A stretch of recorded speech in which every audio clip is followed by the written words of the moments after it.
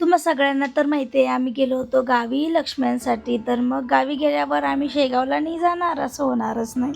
तर मग आम्ही गेलो होतो गावी पुण्याला यायच्या वेळेस आधी शेगावला गजानन महाराजच्या दर्शनाला. मस्त असं शेगावला गेलो आणि नंतर तिथे जाऊन विहान पण खूप मस्ती करत होता. आणि तिथे गेल्यानंतर एक जे समाधान राहते ते खूप वेगळं आहे. आणि कोण कोण शेगावला गेलेलं आहे नक्की कमेंट करून सांगा. आणि असं वाटलंही नव्हतं की एवढ्या लवकर आमचं दर्शन होईल, कारण आम्हाला पुण्याचा सुद्धा प्रवास करायचा होता. ऑलरेडी घरून यायला उशीर झालेला. त्यामुळे आम्ही थोडंसं मागपुढे करत होतो, पण आम्ही गेल्यानंतर अगदी 5 मिनिटामध्ये आमचं दर्शन झालं आणि महाप्रसादसुद्धा भेटला. मग निघालो आम्ही तिथून आमच्या प्रवासाला, म्हणजे पुण्याला यायला. आणि रस्त्याने एवढे सारा रस्ता खराब झालेला आहे की खूप रस्ता खराब झालेला आहे.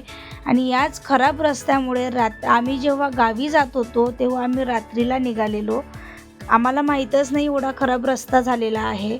तर त्यावेळेस आमच्यासोबत असं काही घडलं की ते आम्ही विचारही नव्हतं करत.